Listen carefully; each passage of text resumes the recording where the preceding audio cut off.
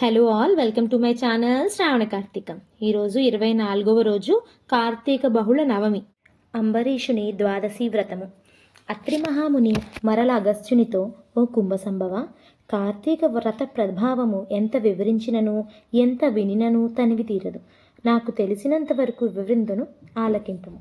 గంగా, గోదావరి మొదలగు నదులలో స్నానం చేసినందువలనను సూర్యచంద్ర గ్రహణ సమయములందు స్నానాలొనరించినంతను ఎంత ఫలము కలుగునో, శ్రీమన్నారాయణుని నిజతత్వము తెలిపడి కార్తీక వ్రతమందు శుద్ధ ద్వాదశి నాడు భక్తి శ్రద్ధలతో దానధర్మములు చేయువారికి అంత ఫలమే కలుగును.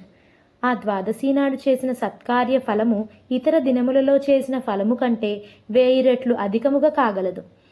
ఈ ద్వాదశి వ్రతము చేయు విధానమెట్లో చెప్పెదను వినుము. కార్తీక శుద్ధ దశమి రోజున పగటిపూట మాత్రమే భుజించి, ఆ మర్నాడు అనగా ఏకాదశి రోజున ఏ వ్రతము చేయక శుష్కోపవాసము ఉండి, ద్వాదశి గడియలు వచ్చిన తరువాతనే భుజింపవలెను. దీనికొక ఇతిహాసము కలదు, దానిని కూడా వివరించెదను. సావధానుడివై ఆలకింపమని ఇట్లు చెప్పుచున్నాడు. పూర్వము అంబరీషుడను రాజు కలడు. అతడు పరమ భాగవోత్తముడు, ద్వాదశి వ్రతప్రియుడు.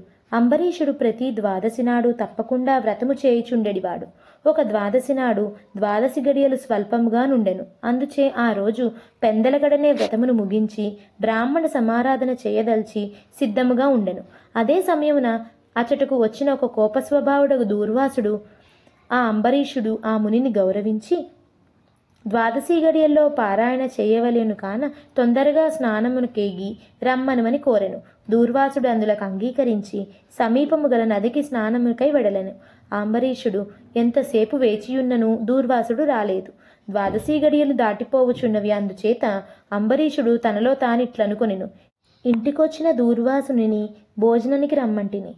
ఆ ముని నదికి స్నానమునకు వెళ్ళి ఇంతవరకు రాలేదు. బ్రాహ్మణునకు ఆతిథ్యమిత్తునని మాట ఇచ్చి భోజనం పెట్టకపోవుట మహాపాపము.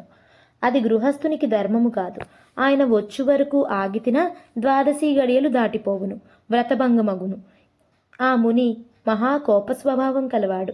ఆయన రాకుండగానే నేను భుజించినా నన్ను శపించెను. నాకేమీయూ తోచకున్నది. బ్రాహ్మణ భోజనం అతిక్రమించరాదు. ద్వాదశి గడియలు మించిపోకూడదు. గడియలు దాటిపోయిన పిదప భుజించిన ఎడల హరిభక్తిని వదిలిన వాడి నగుదును. ఏకాదశి నాడును ఉపవాసము నిష్ఫలమగును. ద్వాదశి విడిచి భుజించిన భగవంతునకు, భోజనము చేసిన దూర్వాసునకు కోపం వచ్చును. అదియునుగాక ఈ నియమము నేను అతిక్రమించిన ఎడల వెనుకటి జన్మములందు చేసిన పుణ్యములు నశించును. దానికి ప్రాయశ్చిత్తం లేదని ఆలోచించి బ్రాహ్మణ శాపమునకు భయము లేదు. ఆ భయమును శ్రీ మహావిష్ణువే పోగొట్టగలడు. కావున నేను ద్వాదశి గడియల్లోనే భోజనం చేయటయే ఉత్తమము.